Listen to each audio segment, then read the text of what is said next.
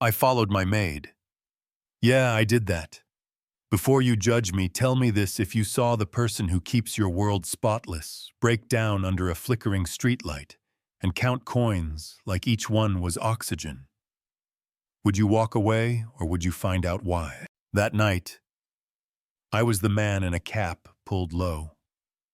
A man who owns towers and factories and too many cars.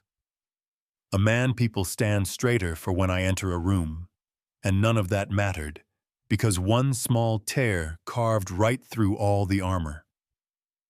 Earlier that day, I had done my usual routine: shake hands, nod at the right graphs, promise innovation. With a smile that did not reach my eyes, grief had built a little apartment in my chest and refused to move out. But one small detail kept tapping me on the shoulder: 5:02 p.m. Every day, Grace packs her bag, leaves the building. No staff bus, no lingering. She vanishes into the evening like a secret. Suspicion is cheap and looks expensive. It was too easy to think maybe she had a side gig on my time. Maybe she was taking supplies. Maybe she wasn't the person her smile suggested. I almost messaged HR to pull her file, thumb hovering. Then I stopped, because something in me needed the truth, not a report, so I followed. Lagos at rush hour is a river: buses, roaring hawkers waving water bottles like flags. Smoke from roasted corn turning into little prayers. A man beating dust out of a rug like he was fighting the past. Grace cut through the noise with quiet purpose, not timid, not bold, just focused, the kind of focused you get when time isn't a clock, but a debt. She slipped into a small pharmacy with a tired blue light, spoke softly to the pharmacist. I couldn't hear the words, but I could read the scene from across the street like subtitles. His shoulders softened when he put 2 boxes on the counter.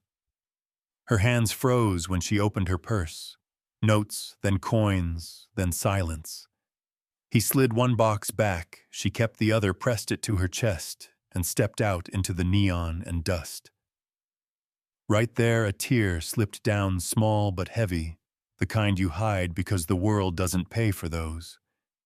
If it were you, what would you have done? Wait, because this is where I tell you I didn't knock. I stayed in the shadows and kept following, not too close, not too far, heart beating with guilt, and something else I hadn't felt in a long time. She took a narrow street where clothes hung like flags of survival, and a generator hummed like a low drum, greeted the plantain woman, nodded at a man repairing a fan, climbed a set of stairs with a bent rail, and opened a metal door painted ocean blue. A soft voice from inside, thinner than it should be, but warm, called her name, and I watched Grace's smile return, like the moon after a storm. I got the medicine, Mom. Here's the part you will argue with. I moved to the window where a gap in the curtain left a small view. Do you think that's fair? I told myself I wasn't spying. I was trying to understand. Maybe that's what we all tell ourselves when we're about to cross a line. Inside was a room that wasn't rich, but was clean with pride. Old paint, a small fan turning slow, a bed by the window like a small boat docked for the night. A woman in her 50s sat up carefully, fighting pain like a wave scarf around her hair, eyes that had read too many hard chapters. Grace moved like a daughter and a nurse and a friend, in the same body, reading the label, measuring water, whispering comfort, rubbing her mother's back with oil.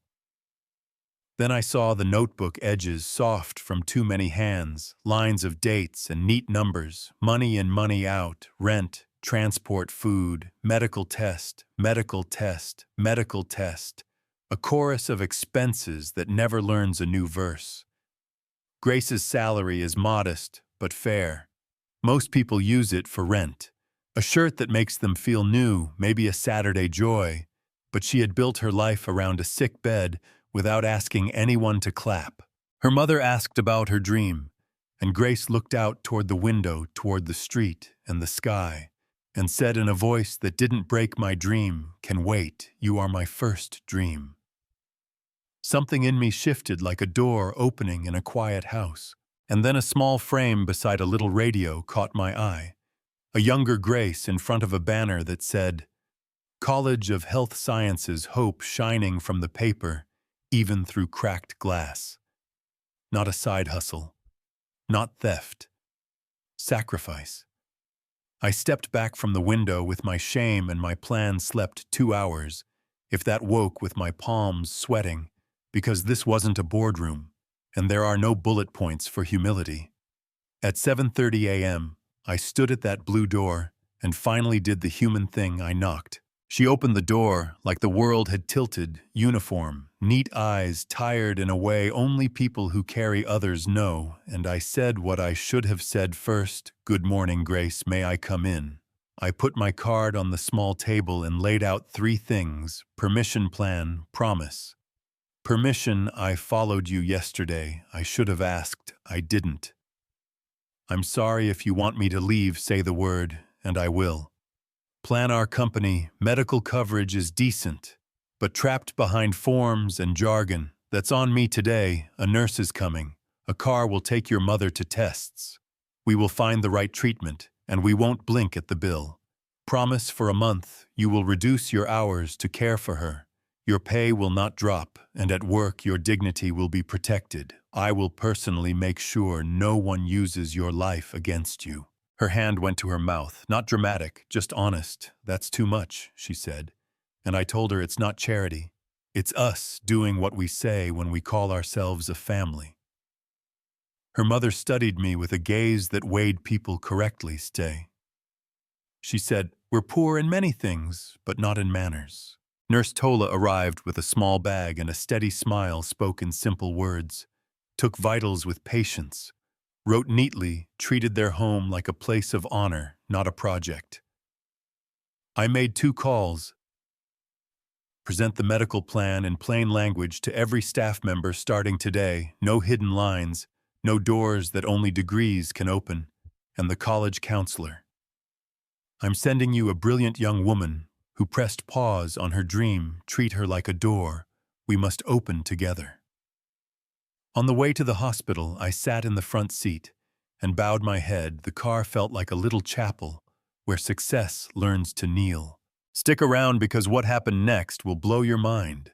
The sliding doors opened, and a doctor walked toward us with a file and a face I knew but couldn't place. "Mr. David," he said, "we've met years ago, different ward." My stomach dropped. Dr. Ben. He was one of the physicians when my wife was admitted, back when I learned there are rooms where money stops making sense. Grief stepped out of the corner where it had been hiding and took a seat beside me. Grace glanced at me, didn't ask. She didn't need the details to recognize a wound, dressed in a fine suit. Tests were run, results came back. Her mother's lungs were fighting an infection that had been building for months, treatable, but it would take time and consistency and money we could provide without drama. "Do it," I said. "Everything she needs." Days found a rhythm: checkups, medications, paperwork written in human language instead of corporate Latin. Grace fed her mother and made jollof that smelled like hope, and I relearned how to be present without being in control. Then a twist dropped out of nowhere and flipped the whole story. Not the scandal you think is coming later, a different one, quieter but deeper. We stopped by their apartment for a weekend rest. The small frame fell from the shelf and cracked a little more. Picked it up to help and froze in the corner of the photo, behind the group of students. A woman with soft eyes and a heart-shaped necklace, my wife Angela. Yeah, that happened. The past walked into the room and sat down like it never left. Grace said a rich woman named Angela had paid registrations at a community seminar, told them the world changes when one person decides to care, and my throat closed, because that was exactly how she spoke.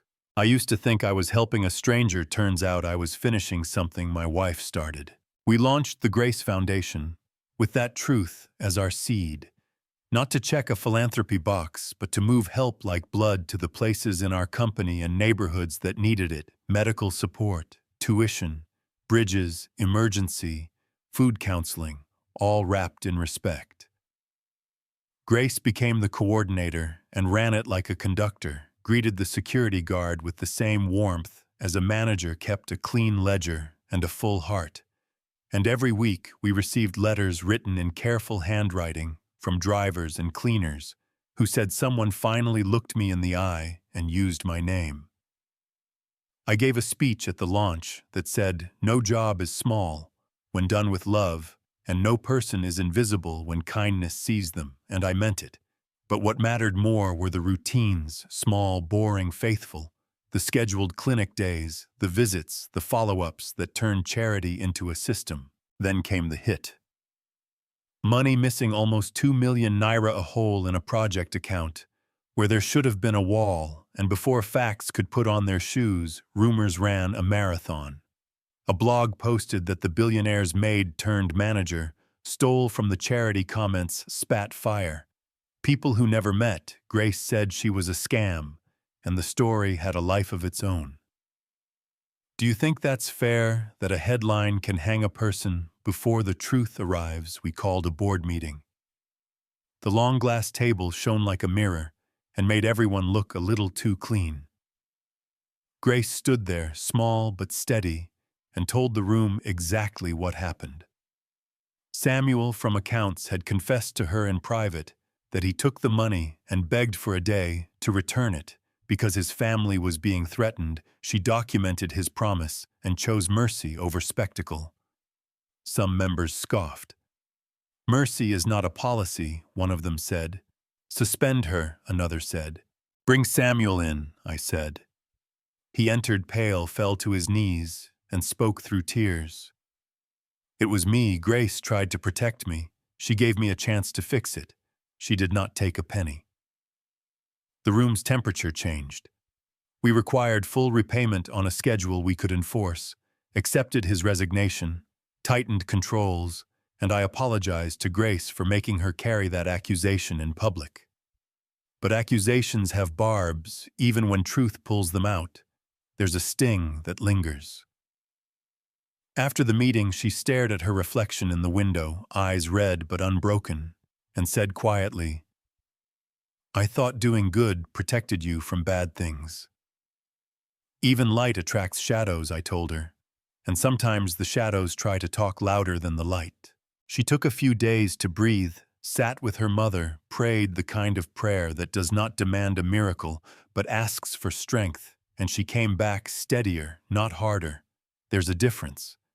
The foundation kept working. HR kept training our clinics, filled with people who now knew the plan existed because we had finally used words that were not designed to impress lawyers. Meanwhile, Grace started weekend classes in health management. Because goodwill can take a dream to the door, skill opens it, and I watched her juggle work and study with a grace that made her name feel like prophecy. Some nights I drove home and pulled over just to sit in the quiet and let gratitude catch up, to write in my journal what I wish someone had told me at 25: build towers that heal, not just towers that shine. A year to the day, we cut a ribbon on our small office, painted white and green. We filled a hall with people whose stories deserve microphones. A mother who said her child's medicine arrived just in time. An old man who said he didn't know rich people had hearts until our nurse sat on his bed and talked to him like a neighbor. A driver who hugged me so hard my back popped and whispered thank you into my shoulder. Grace stepped to the podium in a simple cream dress and said she once believed invisible hands couldn't build visible change. Now she knows better. And I stood in the crowd, clapping like a proud fool. When the applause finally dissolved, I took the mic and did something that surprised everyone, including me. I told them I was stepping down as chair of the foundation because the best leader was already doing the work without the title. I turned to Grace and said, "From today, you are the chair." There were gasps, then cheers, then the soft sound people make when something right finally lands. and Grace cried the kind of tears that wash away the dust, but leave the grit you still need. Her mother stood with both hands raised, like she was blessing the room, and I felt Angela somewhere in the quiet, whispering, Was it perfect after that? Of course not. The internet didn't delete its worst comments. The needs still outran the resources, rumors still flared and died like small fires. But the cold part of me that thought profit was the only fuel had thawed, and I started measuring success differently, by letters pinned to a wall, by breaths taken without fear, by a blue door repainted and hinges oiled. Now I want to ask you the question that still sits with me: should I have followed her? That first night, was that an invasion that only looks noble because I chose to help? If I hadn't seen the tear, would I have knocked? Or would I have sent an email from a safe distance? Where is the line between care and control when you hold power and someone else holds need? Mercy for a thief or zero tolerance to protect the mission, which one builds a stronger foundation in the long run, and who gets to decide? If it were you, what would you have done? Here's my messy truth. I crossed a line at that window, and then I tried to set it right by knocking at the door with an apology, by asking permission, by protecting dignity at every turn after that. And Grace forgave the intrusion because I owned it with my mouth and my actions. Her mother told me something that sits in my bones. Now God doesn't waste pain sometimes. He lets us break so we can hold others better. And whether you believe in God or not, you know what I mean. Pain either hardens you into a wall or shapes you into a bridge. I chose the bridge not because I am noble, but because a maid with a notebook and a cracked frame taught me what leadership actually looks like. If you run anything, a company, a classroom, a kitchen, a crew, write your policies in words a tired person can understand. Build systems that carry mercy without breaking accountability. And when you see a quiet tear under a humming light, don't scroll past it like another post stop. Look, knock, ask, and then do the boring part, stay. And if you are carrying a life that feels heavier than your job title, if you are Grace in your own story, I see you even if I never meet you. Keep your records, keep your hope, keep your name clean, even when rumor makes it muddy, because truth has a long stride. It arrives late, but it walks steady. So let's end with a conversation that might get loud, and I want it to.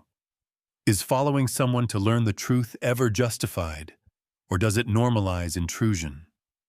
By the powerful should boards privilege mercy when money goes missing? Or is mercy a door that thieves learn to walk through?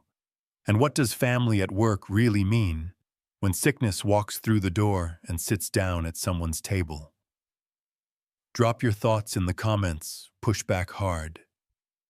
If you need to share your story, if you've been in a hallway like this, tell me where the line is for you, because maybe the line gets straighter when more honest hands hold the chalk. If you felt this hit like, so the algorithm doesn't bury it, subscribe for more stories that don't fit on a billboard. Share this with one person who needs a reason to knock instead of judge, and tell me your city and one act of kindness you saw this week.